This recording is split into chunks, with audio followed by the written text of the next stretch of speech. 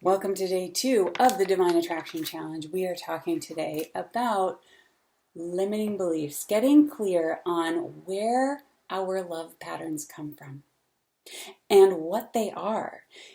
This is where we do the work. This is where freedom happens. We have all of these stories and beliefs, and because our subconscious mind is so much more powerful than our conscious mind, so much of what we might not even be aware of is running the show. We may have been victimized as little girls and shown what was possible in love by our parents and step-parents and teachers and other family members and neighbors. That was all modeled for us, whether it be positive or negative. And we took it on as truth, whether it be nurture, compassion, empathy, or neglect, abandonment, manipulation, and abuse. Whatever it was, whether it was connection, commitment, or separation and isolation, we took it on as that's what love looks like. That's how I'm supposed to love myself. That's how I'm supposed to love others. So what we want to do here is not do the emotional bypass and jump over the hoops of what's residing inside of us and what is actually creating our true love experience, and look at it. When we do the emotional bypass, we are missing out on all of the treasures within that will lead us to our freedom. Now, doing the emotional bypass is what happens when we just do positive affirmations. They're great. They're great in tandem with looking at where our love beliefs come from and what the love beliefs are. The beliefs create the pattern. Okay? Now, as I said, we may have been victimized. Mom, dad, teacher, sister, aunt, uncle, grandma might have been the source of the pattern. Might have been the person that started or showed us that that level of abandonment is what I deserve. Mom or dad might have really proven to us or to you that you were unworthy of love, that you weren't going to ever be the chosen one because somebody else mattered more, that the person you love is not going to be available to you because she's busy or he chose another family, or emotion is just too hard. I can play with you, but we can't, but don't cry, right? That might have been the case for you, that somebody else told you and showed you and proved to you the way it is for you. However, you are no longer 5 years old. You're no longer 8 years old. You're no longer 15 years old. So if that pattern is continuously living within you, then you have to recognize that you are the creator and you are now the source of the story reliving itself over and over through different relationships.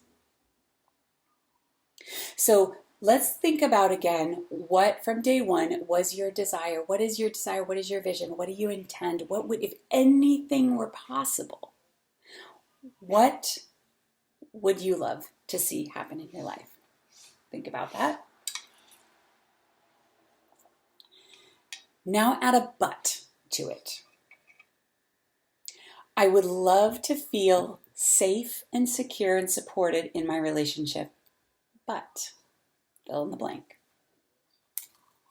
I would love to be chosen by a conscious partner, but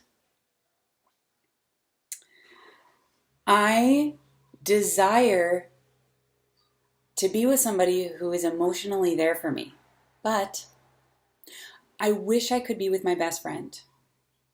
I really desire to be with my best friend, but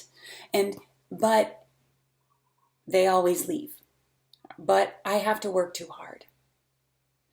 But he's never going to be available for me. But it's getting too complicated.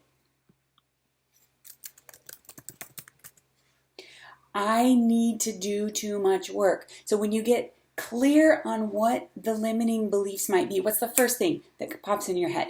This can go very deep. And in the program, in the Divine Attraction 8-week program, we do go deep. This is skating the surface so that we can get a big picture awareness of what we're dealing with. And it's okay if you don't heal all things and everything in one time. Don't worry, we'll get there. So we have to understand that the patterns come from us. Now, even though they originated from someone else, it's really crucial for your healing and your freedom to not stay in the past, continuously blaming that person and feeling and going through life as a victim. You go from victimhood to victor of your life by saying, that happened to me, and therefore it happened for me because I am the person I am today because of that experience or that set or series of experiences. And now I am here to say, I no longer choose to live by that. I zoom out and I can see the pattern happening within me without attaching to it so that I can move forward in my life. So with that, journal out what the limiting beliefs are around love, because I assure you, they are not real. Everything is possible for you. They are just stories. Write them out. See them from above. If you can see them as if they were not in you, then you can detach from them, but be an observer. Get really curious about what's residing in your body energetically speaking. When does your heart tense up? When does your throat clench? Or when do you get that sucker punch in your belly? When do you feel these sensations in your body? What are they telling you? Why?